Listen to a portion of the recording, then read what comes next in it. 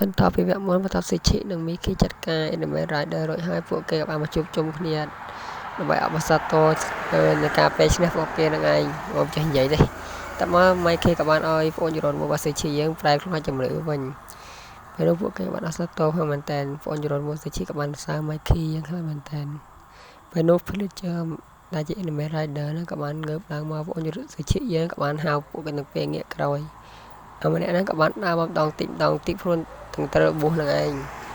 អាសិឈីនិង Mikey ក៏បានត្រៀមខ្លួនប្រយុទ្ធផងដែរពេលនោះវាពងកបាលសុកទៅគឺវាយមួយក្រោយខ្នងគឺជំរុះចម្លែកម្នាក់ហើយខ្ញុំឆ្កល់មុខនោះឡើយពេលនោះពួកគេទាំង3នាក់ប៉ិតឆ្ងល់ខ្លាំងមែនតើថាមួយណាគេគ្នាមួយហ្នឹងក៏មិនក៏បានយកភ្លើងបាញ់រាប់ឆក់ហ្នឹងធ្វើបាក់ជាពីរដែរម្ដង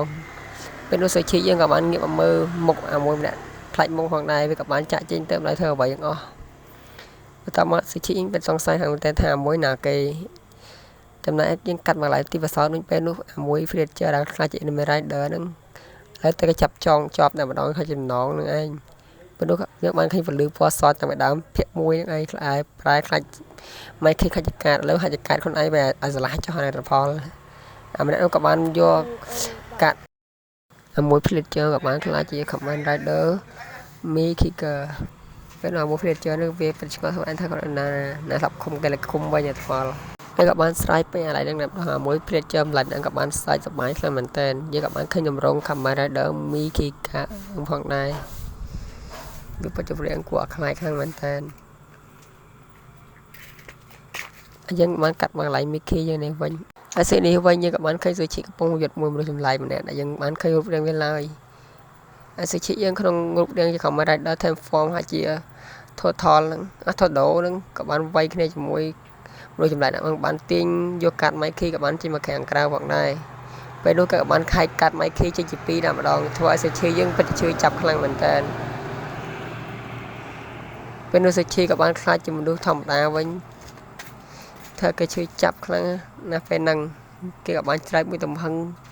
គេយើងក៏បានដឹងថាប៉ិននេះជាការយកសពរបស់សុជីតែប៉ុណ្ណោះពេលនោះ Mikey យើងក៏បានចូលមកមើលផងដែរសុជីក៏បានហត់ទៅអោប Mikey យើងផងដែរព្រោះគេបារម្ភនឹងឯង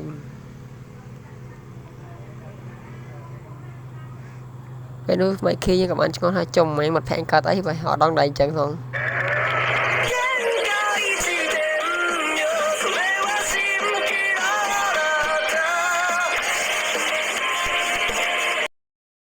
គេកំពុងរកវិធីថាធ្វើម៉េចអានឹងឲ្យចោលវិជ្ជមានធ្វើជាមិនទៅម៉ាទិញថ្មីមកអត់ទេលោកអើយឆ្ងល់ណាស់បានទីមកទេសរបស់ខាងក្រៅផងដែរ